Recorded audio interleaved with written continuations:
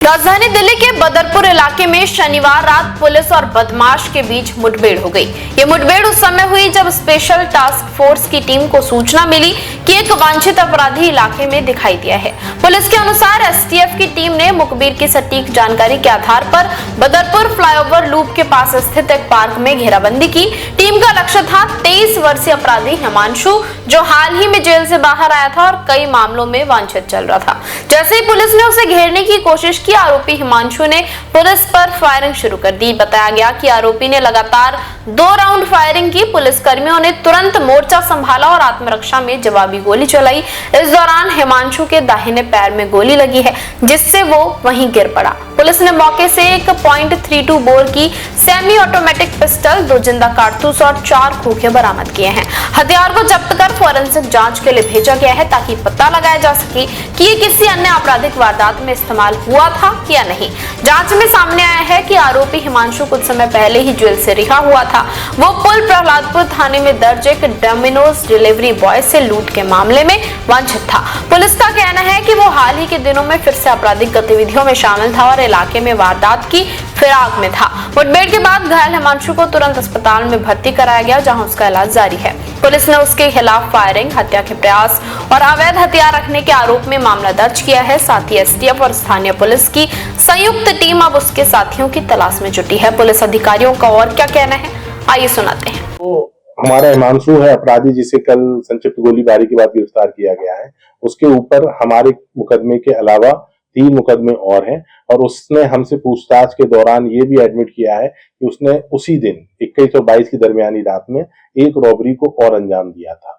तो उसकी भी हम जानकारी इकट्ठी कर रहे हैं कि वो रॉबरी उसने कहाँ पे की थी और उसमें क्या मुकदमा दर्ज है। और इसके जो 3 मुकदमे हैं वो दिल्ली के हैं। जो दूसरा एक्यूज है कौशल मिश्रा, उसके ऊपर लगभग 6 केस हैं, जिसमें स्नैचिंग के केस हैं, रॉबरी के केस हैं और एक 307 यानी कि अटेम्प्ट टू मर्डर का भी केस है और उसके भी ज्यादातर मुकदमे दिल्ली के ही हैं। सर, एनकाउंटर के दौरान हमारी टीम को किसी को नुकसान नहीं, हमारी टीम पूरी सजगता से वहां पे चौकस थी, तो हमारी टीम को किसी को कोई इंजरी नहीं हुई है। हमारी सभी टीम के सदस्य सुरक्षित हैं। कितने टीम में सदस्य हैं? हमारी टीम में सभी सदस्यों का जो ब्यौरा है इसमें दिया गया है। इसमें लीड कर रहे थे इंस्पेक्टर प्रमोद चौहान, जो कि हमारे एसटीएफ के इंचार्ज हैं।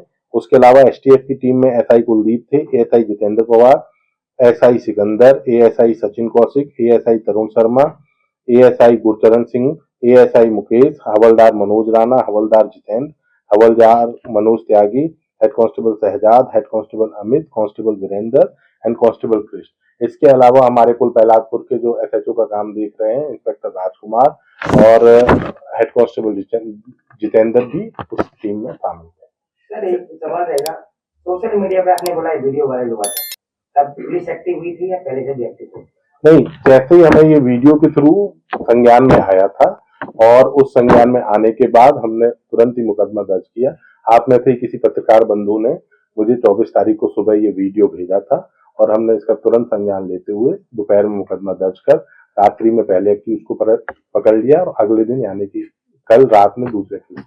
सर, मेरा सवाल ये है कि लगातार जो प्रहलादपुर में ऐसी घटना घटित हो रही है, पुलिस क्यों नहीं कंट्रोल कर पा रही है, जबकि पता लग जाता है कि ऐसी घटना हो रही है, फिर भी एक पत्रकार महिला साथी है हमारी, उसके साथ भी 21 तारीख की रात को एक घटना घटित हो गई, उसका भी फोन छीन लिया गया और जब थाने में एफआईआर दर्ज कराने गए तो चोरी की घटना, खोने की घटना देखने के लिए बात कह रहे थे। लगातार हम कह रहे थे 304 की सर हम लगातार कह रहे थे कि 304 की आप स्नैचिंग की घटना उसमें दर्ज करें, वो भी नहीं है। जब एसएचओ साहब से बात की, जो अभी नए एसएचओ लगाए हैं जयपुर थाने के, तो उन्होंने फिर तुरंत कार्रवाई करते हुए रात में वो देखिए, ऐसी कुछ घटनाएं हो रही थी जिनका संज्ञान में आया है, जिसमें पूरी तरीके से सही कार्रवाई नहीं हो पा रही थी।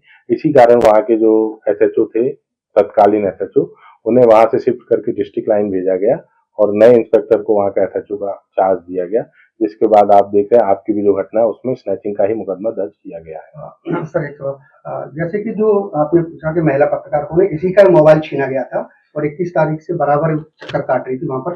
कल जैसे ही राजकुमार जी ने चार्ज संभाला है तो उन्होंने अपनी तत्परता दिखाते हुए वास्तव में स्नैचिंग हुई, स्नैचिंग का मुकदमा दर्ज, आपको स्नैचिंग का मुकदमा दर्ज कर लिया गया है मैडम, और आपका जो स्नैचर है उसे भी पकड़ेंगे और आपका मोबाइल भी वापस दिलाएंगे। वहीं पुलिस ये पता लगाने की कोशिश कर रही है कि हिमांशु किन अपराधियों के संपर्क में था और हाल के दिनों में किन वारदातों में शामिल रहा है। मामले की जांच में एसटीएफ और बदरपुर थाना पुलिस की संयुक्त टीम लगी हुई है। देश विदेश की तमाम बड़ी खबरों के लिए देखते रहें किनी टाइम्स। वीडियो को लाइक करें, चैनल को सब्सक्राइब करना ना भूलें।